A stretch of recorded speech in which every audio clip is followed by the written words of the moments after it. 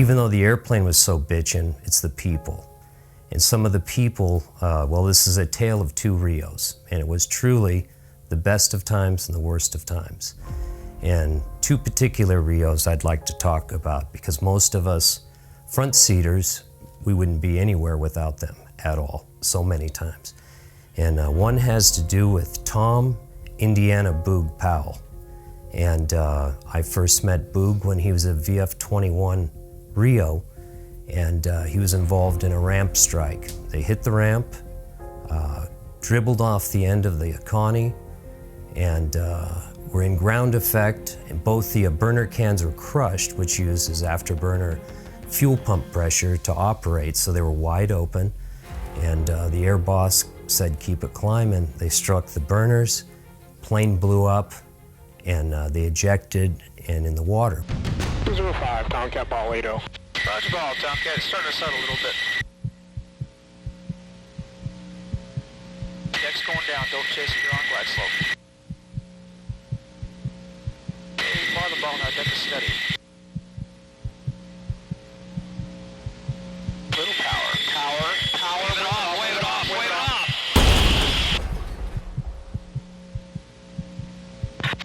112, final approach speed. Keep it climbing, keep your climb going. You've had a ramp strike, your signal is bingo. 205, you copy? Firm, boss. 205, your signal is bingo, clean up and climb. Squawk emergency, Miramar Beer 044 for 120.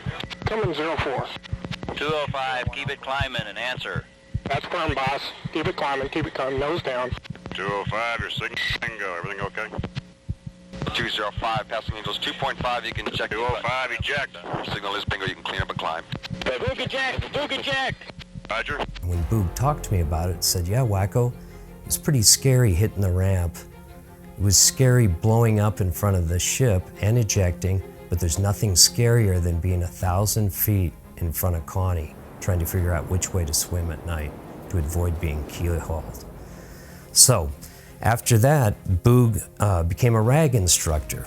Well, Boog had a lot of things happen, and one of the things he never developed is what we used to call scared Rio syndrome, where usually RAG students or replacement pilots would scare the shit out of themselves, and they wouldn't really want any kind of extra craziness. So one of the first things that happened to Boog as a RAG instructor is he had one of his replacement pilots compressor stall an aircraft below 250 knots, and below 10,000 feet.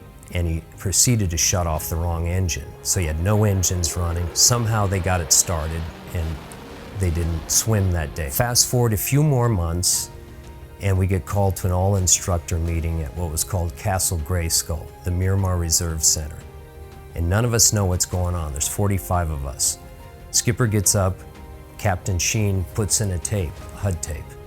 So we're watching this tape, all of us instructors and staff members in the ready room, and we see the gray-black, HUD tape of Navy tape, and we realize right away that it's Boog talking about the intercept, a 1v2, which is a slashing attack, all about getting weapon separation. And so they blow through these two bogies and extend, and Boog says, okay, you can pitch back.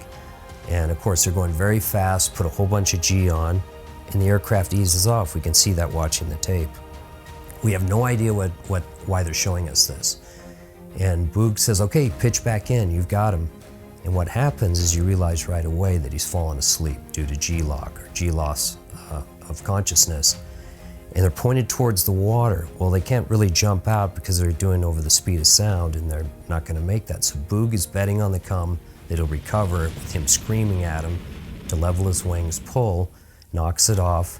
They bottom out at about 2,000 feet, and the replacement pilot keeps pulling straight up into the vertical where they go back to zero airspeed.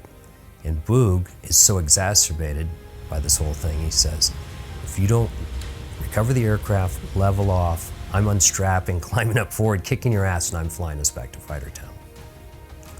So that was Boog's second RAG of many things that had happened.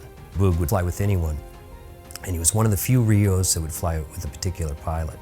They were fighting an F-16N, and I think it was Ringo Caldwell that he was fighting from 126. And they get in kind of a phone booth, and they think they've got this F-16 on its AOA limiter, and end up stalling the turkey upside down, and it's just a falling leaf. And in the Tomcat procedures, of course, it says if you are inverted, stick smoothly aft, throttles both to idle.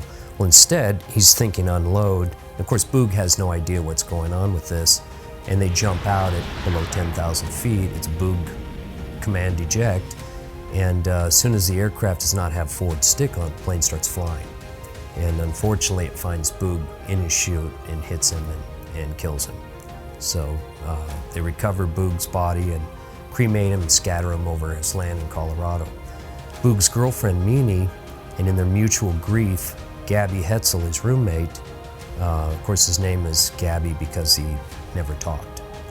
They came together. It was probably his first date, and now they're successfully married after 30 plus years, 2 sons in the Navy, one an aviator, and that's life went on.